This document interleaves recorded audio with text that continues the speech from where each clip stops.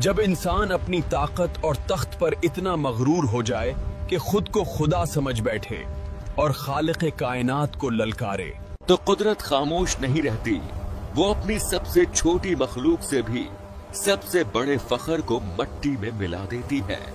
یہ کہانی ہے نمرود کی، جو بابل کی عظیم سلطنت کا بے تاج بادشاہ تھا۔ اس کا شہر سونے، چاندی اور بے پناہ شان و شوکت سے چمکتا تھا۔ جب وہ اپنے تخت پر بیٹھتا تو ہزاروں غلام، فوجی سالار اور وزیر اس کے سامنے سجدے میں گر جاتے تھے۔ میں خدا ہوں، زندگی میں دیتا ہوں اور موت بھی میں ہی لیتا ہوں۔ ایک دن نمرود کے دربار میں اس کا سب سے بڑا نجومی آزر حاضر ہوا۔ اے بادشاہ، میں نے دیکھا ہے کہ جلد ہی ایک مرد پیدا ہوگا جو آپ کے دین کو باطل کر دے گا۔ میں حکم دیتا ہوں کہ جاؤ، سب لوگوں کو بتا دو کہ میری سلطنت میں کوئی مرد اپنی عورت کے قریب نہ جائے۔ مگر اللہ کا فیصلہ اٹل تھا۔ اسی دوران حضرت ابراہیم علیہ السلام کی والدہ حاملہ ہوئیں۔ حمل کو چھپانا ناممکن ہوتا جا رہا تھا، اس لیے جب ولادت کا وقت قریب آیا تو وہ ایک غار میں چلی گئیں۔ وہیں رب کے حکم سے نبی کی ولادت ہوئی۔ ماں نے کلیجے پر پتھر رکھ کر ننھے ابراہیم کو ایک کپڑے میں لپیٹ کر وہیں چھوڑ دیا۔ غار کا منہ ایک بھاری پتھر سے بند کیا اور خاموشی سے واپس روانہ ہوئی تاکہ کسی کو معلوم نہ ہو۔ غار کے اس سناٹے میں اللہ نے ننھے ابراہیم کے لیے ان کے انگوٹھے سے دودھ جاری کر دیا۔ وہ 13 سال تک اسی غار میں رہے۔ ایک روز ان کی والدہ انہیں اپنے گھر واپس لے آئی۔ اب وہ 13 سال کا ہو چکا تھا۔ جب آزر گھر آیا اور اس نے ابراہیم کو دیکھا تو پوچھا، یہ کون ہے جو اس سلطنت میں زندہ بچ گیا؟ یہ کون ہے اور کیسے بچ گیا؟ حالانکہ بادشاہ نمرود نے تو سخت نگرانی کا حکم دیا ہوا تھا۔ یہ تیرا ہی لڑکا ہے جو 13 سال پہلے غار میں پیدا ہوا تھا۔ افسوس ہے تجھ پر، اگر بادشاہ کو پتا چلا تو میری کیا عزت باقی رہے گی؟ علماء کے درمیان اختلاف ہے کہ آزر حضرت ابراہیم علیہ السلام کے والد تھے یا چچا تھے یا نانا۔ آزر پریشان تھا، سمجھ نہیں پا رہا تھا کہ اس بچے کے ساتھ کیا کرے۔ مگر جب اس نے اپنے بچے کو دیکھا تو اس کے دل میں بے اختیار محبت بھر گئی۔ آزر نمرود کا وزیر اور با اختیار شخص تھا۔ نمرود کوئی بھی کام آزر سے پوچھے بغیر نہیں کرتا تھا۔ آزر بت بھی تراشا کرتا تھا اور اپنے لڑکوں کو وہ بت بیچنے کے لیے بازار بھیجا کرتا تھا۔ ایک دن آزر نے ابراہیم علیہ السلام کو بھی اپنے دوسرے بیٹوں کی طرح بت بیچنے کے لیے بازار بھیجا، لیکن نبی کا انداز سب سے مختلف تھا۔ وہ بتوں کو رسی میں باندھ کر زمین پر گھسیٹتے تھے۔ کون خریدار ہے اس چیز کا جو نہ نقصان دیتی ہے اور نہ فائدہ؟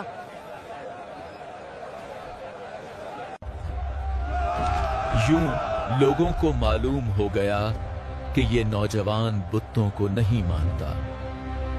پھر ایک دن عید کا موقع آیا۔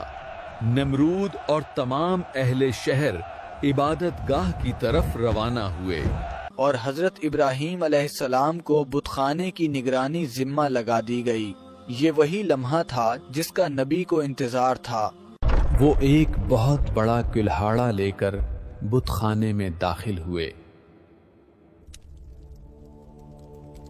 اور ایک بڑے بت کے سوا سب کو ٹکڑے ٹکڑے کر دیا۔ پھر کلہاڑا اسی بڑے بت کے کندھے پر رکھ دیا۔ जब नमरूद और लोग वापस आए तो अपने खुदाओं को इस हाल में देखकर गुस्से से पागल हो गए। ये किसकी हरकत है? बुत खाने का ये हाल किसने किया? वो जिंदा नहीं बचेगा। हमें यकीन है कि ये इब्राहिम का काम है। वो बुतों को नहीं मानता। तुमने ऐसा क्यों किया? क्या तुझे मेरा डर भी नहीं था? कुल्हाड़ा बड़े बुत के कंधे पर है। मुझे लगता है उसी ने छोटे बुतों को तोड़ा है। क्या तुम्हें मालूम नहीं कि ये बुत तो पत्थर के बने हैं? ये न बोल सकते हैं और न हरकत कर सकते हैं। तो फिर इस बड़े बुत से ये पूछो कि उसने बाकी बुतों को टूटने से बचाया क्यों नहीं? तुम पागल हो क्या? वो बुत देख नहीं सकते और ना एक दूसरे को टूटने से बचा सकते हैं। अब मुझे ये बताओ, जो बोल नहीं सकते, देख नहीं सकते, हिफाजत नहीं कर सकते, वो खुदा कैसे हो सकते हैं? ये जवाब नमरूद के गरूर पर ताज़ियाना था। वो गुमसम रह गया, समझ नहीं पा रहा था कि क्या जवाब दे। फिर नमरूद ने सिपाहियों को हुक्म दिया कि एक बहुत बड़ी आग जलाई जाए। फिर एक बहुत बड़ी आग जलाई गई, जिसकी शिद्दत मीलों दूर तक महसूस होती थी। अब मसला ये था कि इतनी बड़ी आग के करीब कैसे जाया जाए और इब्राहिम को आग में कैसे डाला जाए। एक मुंजनीक बनाओ, उसकी मदद से इब्राहिम को आग में डालो। अल्लाह ने आग को हुक्म दिया, ए आग, इब्राहिम पर ठंडी और सलामती वाली हो जा। जब नमरूद ने ये मंजर देखा तो उसकी आंखें फटी रह गईं। ए इब्राहिम, तुम्हें आग ने क्यों नहीं जलाया? ये सब कैसे हुआ? नबी ने फरमाया, ये मेरे परवरदिगार की कुदरत है, जिसके लिए कुछ भी मुश्किल नहीं। वक्त गुजरता गया, मगर नमरूद ने फिर भी अल्लाह पर ईमान ना लाया, बल्कि खुद को खुदा समझता रहा। एक दिन नमरूद ने हजरत इब्राहिम अलैहिस्सलाम से पूछा, तुम्हारा खुदा कौन है? नबी ने फरमाया, मेरा रब वो है जो जिंदा करता है और मौत देता है।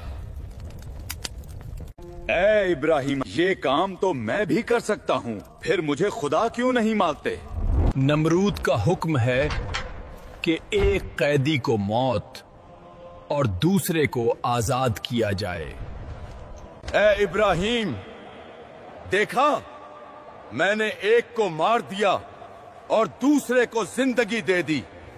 नबी मुस्कुराकर जवाब देते हैं, अच्छा, मेरा रब तो सूरज को मशरक से निकालता है, अगर तुम खुदा हो तो मगरिब से निकाल कर दिखाओ।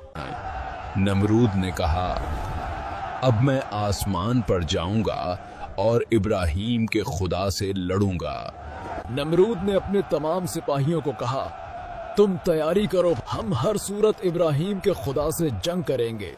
इसने अपने सिपाहियों को एक ऐसी सवारी तैयार करने का हुक्म दिया जो आसमान तक पहुंच सके, और सिपाहियों को 3 दिन का वक्त दिया। अगर तैयार ना हुई तो सबको कत्ल कर दूंगा।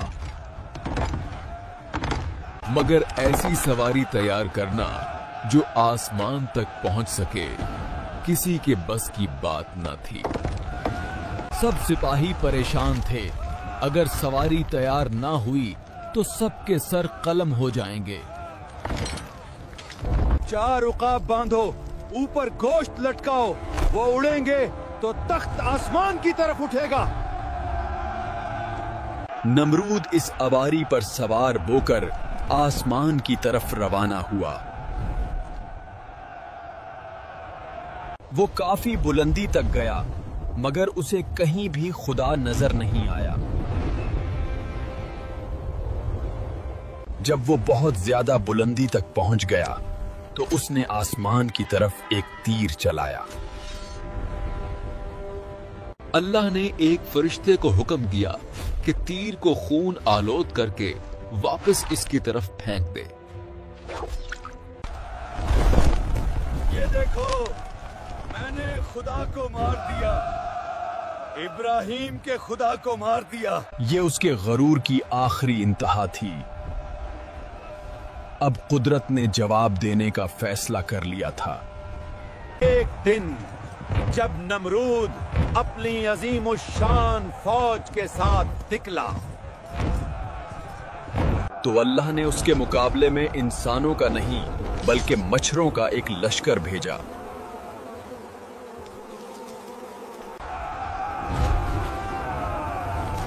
हम इन मच्छरों के साथ हमला कैसे करें? सब लोग भागते हैं और नमरूद भी अपने महल की तरफ भागता है। नमरूद महल में तो पहुंच गया, लेकिन एक मच्छर ने उसका पीछा नहीं छोड़ा।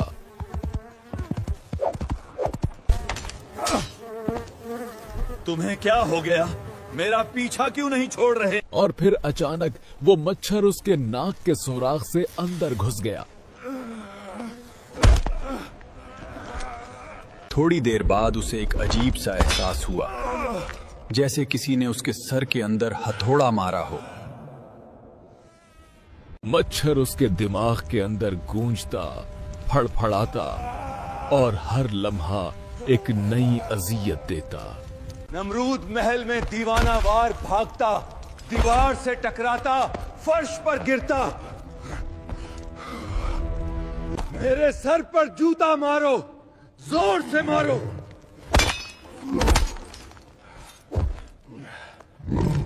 और जब कोई जूते से उसके सर पर मारता तो नमरूद लम्हे भर को सुकून में आ जाता। लेकिन चंद लम्हों बाद वो अजियत दोबारा लौट आती। मच्छर फिर दिमाग में हरकत करता। दिन गुजरते गए, नमरूद की नींद, सुकून और गरूर सब मच्छर के एक वार से खत्म हो चुके थे। कभी सर्दी में नंगे पांव भागता, कभी फर्श पर तड़प कर चीखता। नमरूद अब अपनी सजा भुगत रहा था। सालों तक नमरूद इसी अजाब में मुब्तला रहा और उसका गुरूर खाक में मिल गया। एक दिन वो अपने ही हाथों से सर पेटते हुए गिर पड़ा। खद्दाम दौड़कर उसके करीब पहुंचे, मगर अब उसकी सांसें रुक चुकी थीं। वही नमरूद जो खुदा से लड़ना चाहता था, आज मट्टी में मिल गया। और यूं वो बादशाह जो खुद को खुदा कहता था, एक मच्छर के हाथों अंजाम को पहुंचा।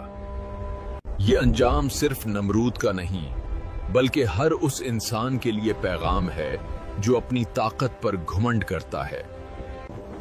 इससे ये साबित हुआ कि गुरूर को मिटाने के लिए कभी-कभी एक मच्छर ही काफी हो।